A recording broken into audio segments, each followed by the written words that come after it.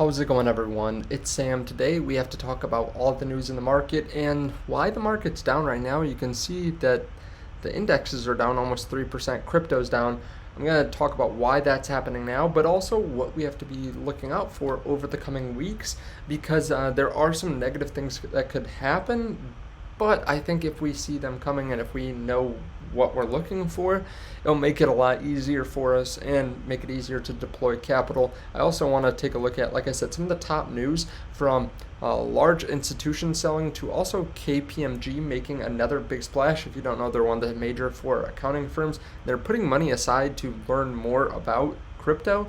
And I also want to talk about a couple other revisions to things I've talked about in the past and some just cool news and hilarious news in general. So if you don't mind hitting the like button and subscribe button, I appreciate that. I'm not going to have any sponsor in this. I just want you guys to know there are links underneath the video in case you want some free money. And there's a link down there to the Patreon in case you want to know what I am buying and selling.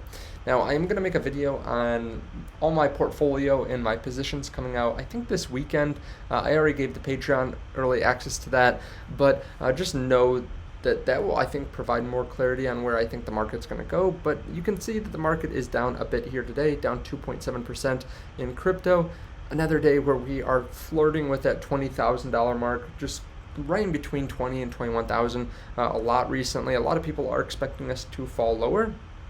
I would not be surprised if that happened, but you can see that the macro is pretty bad. You can also see that the NASDAQ is down almost 3% today after we were actually up almost 1% in the morning, so almost a 4% swing throughout the day. This is coming after a consumer confidence survey came out, and it showed that there's very low consumer confidence. This is at a time, too, where Wall Street really has downward revised a lot of earnings. So a lot of Wall Street's still expecting earnings to go well over the next month or so. We're about a month out, I believe, from some of the major tech earnings. And I think they're starting to factor in the fact that maybe we won't have the good earnings that they were expecting. And we just have to see where we're going from here. A lot of people assume that with that lower confidence that consumers probably haven't been buying as much either.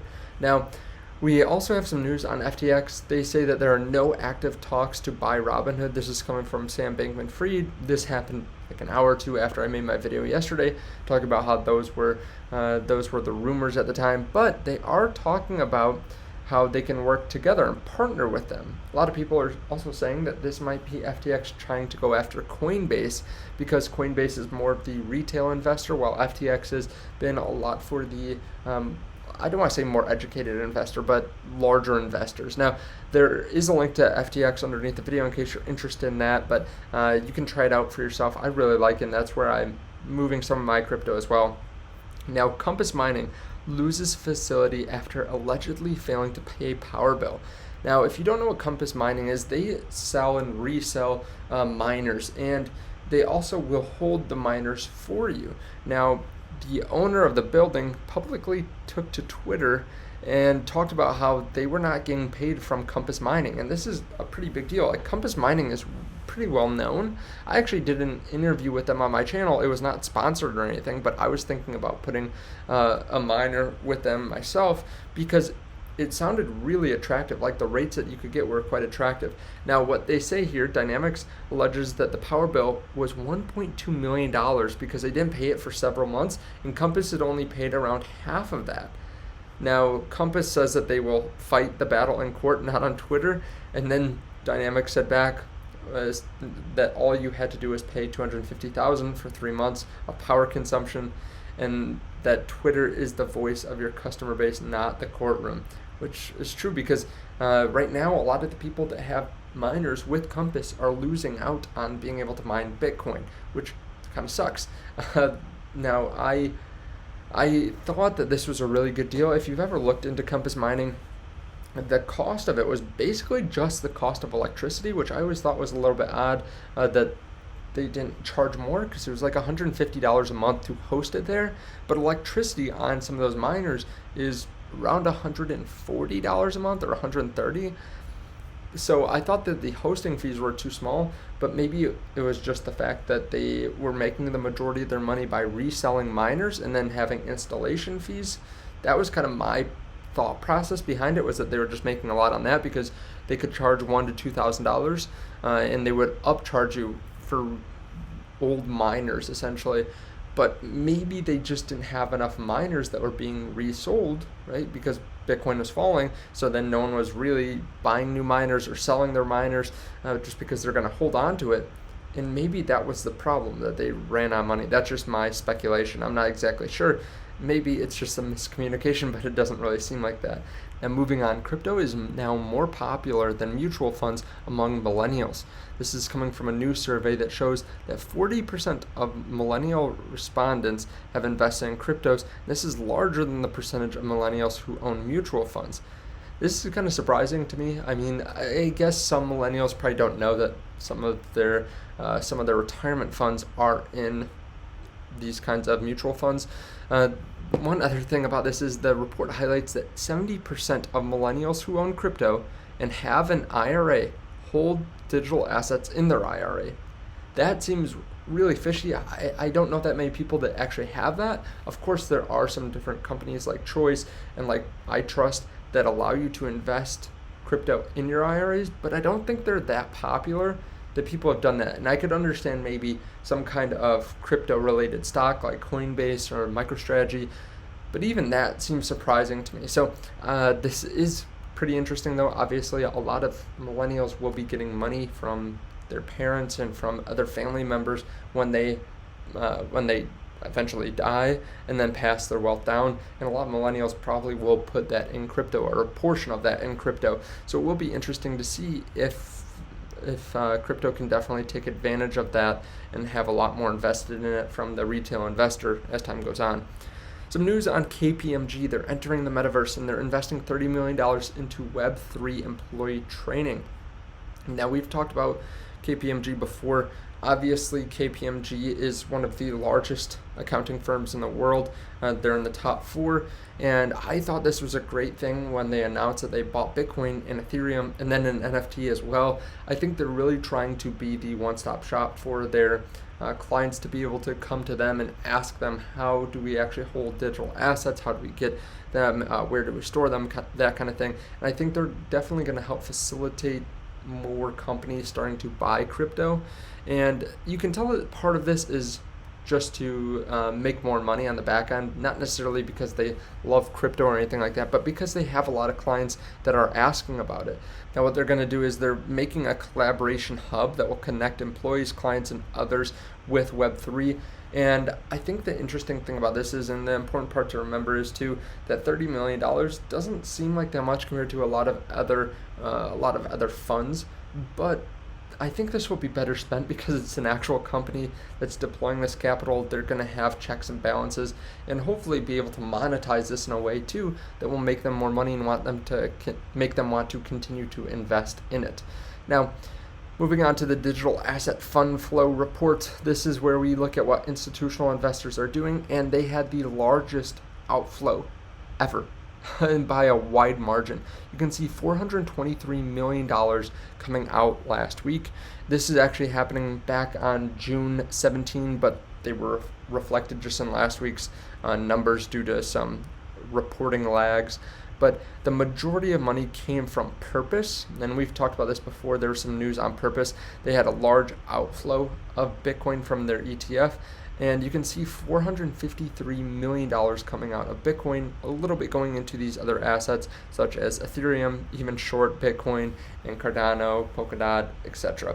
So a lot of money flowing out, a lot of it coming from Canada, really all of it coming from Canada, while we actually have 41 million going into digital assets here in the US. Kind of an interesting dynamic there. But you can see that about 25,000 Bitcoin flew out of Purpose Bitcoin ETF, and then we also had a lot coming from 3IQ coming out as well, about 11,500 Bitcoin, and this shows that there is some kind of tie here. I believe some of this could be just due to liquidations and some not having liquidity in some of these markets, and also the fact is that there have been a lot of companies that have been possibly insolvent. 3 Arrows Capital, Celsius. A lot of these companies are all tied together, so that could definitely be part of it as well. Now, speaking of insolvent, Tether CTO refutes stablecoin FUD as short sellers circle. I think this is something you really have to be careful of, and I made my video on this yesterday. With Tether, if you hold any Tether USDT, I should say, I would sell it into USDC or US dollars. For the time being, there seem to be a lot of people that are trying to short USDT and trying to bring it down, make it lose peg, and this has happened in the past as well. We can actually see that back when Luna was falling, the whales manipulated this down to 94 cents, and a lot of redemptions are coming in right now. They're losing their market dominance, and I'd just be careful. I think whenever there's someone that's like defending viciously and trying to refute the claims brought against them, recently those have been people that had to basically change their tune a day or two later because whatever they were refuting actually turned out to be true. So a lot of people have been worried about Tether for years, and I think that it is probably, well, I don't want to say anything, but I would not keep my money with them long term at all. And I think that the last couple companies, again, that had leaders that were talking about how crazy people were, or that they were idiots, or that they were wrong about fear, uncertainty, and doubt, those companies collapsed just days later, like Kucoin and Luna, 3 Arrows Capital, Celsius. You have to be careful, especially now. There's no reason to take extra risk when it's not needed. And then Gary Gensler talked about Bitcoin and how it might be one of the only commodities. He says some like Bitcoin, and that's the only one I'm going to say, are commodities, while other crypto assets he wouldn't really talk about. A lot of them, he says, are securities, and that people buy them for the expectation of profit down the line. Now, with all this being said, right, we have company earnings coming out soon. We have inflation data coming out in just a few days. We have the Tether, fear, uncertainty, and doubt. Where could we fall from here? Well, I think it's important to take a look at the Bitcoin dominance. We've actually fallen a lot here over the last couple of days. We've fallen from about 49% to about 43%, and you can see that we're kind of bottoming out here. We're pretty much at the same that we have been for about 5 days, so the whole market is moving in unison right now. I would not be surprised if this dominance went up, and I think that would be expected, especially in a bear market, that we would start getting into that high 40s, low 50s, maybe even mid 50s range, which is why I'm not buying altcoins right now. And that doesn't necessarily mean that Bitcoin's going to go up, but if we fall down, I wouldn't be surprised if a lot of other altcoins bled against Bitcoin, and maybe we don't see the dominance that we've seen in the past, 60, 70%, and I don't think that would be really expected to get as high as we were in the past, just because there are a lot more crypto projects, a lot more holders that are just going to hold long term.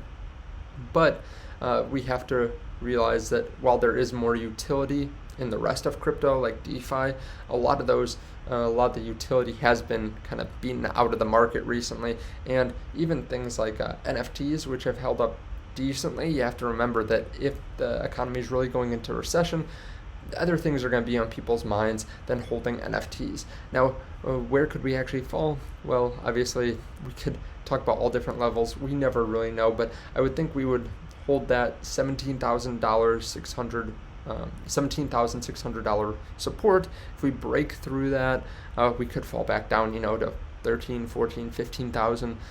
And I think that would happen if the Tether FUD is real, and if Tether really does go down, lose peg, that would be devastating. Another top stablecoin, actually the top stablecoin in all of crypto, falling would be devastating. Not that we couldn't get past it, but it would definitely hurt over the short term and probably for months and months.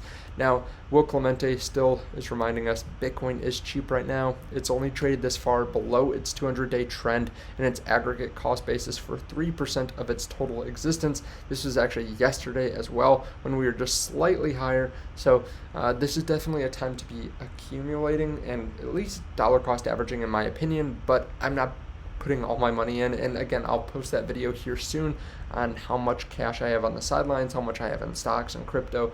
But I just want to give you guys these updates. If you don't mind hitting the like button and subscribe button, I appreciate that. Again, you can check out the links underneath the video to different companies that I work with, and I'll see you in the next one. Bye.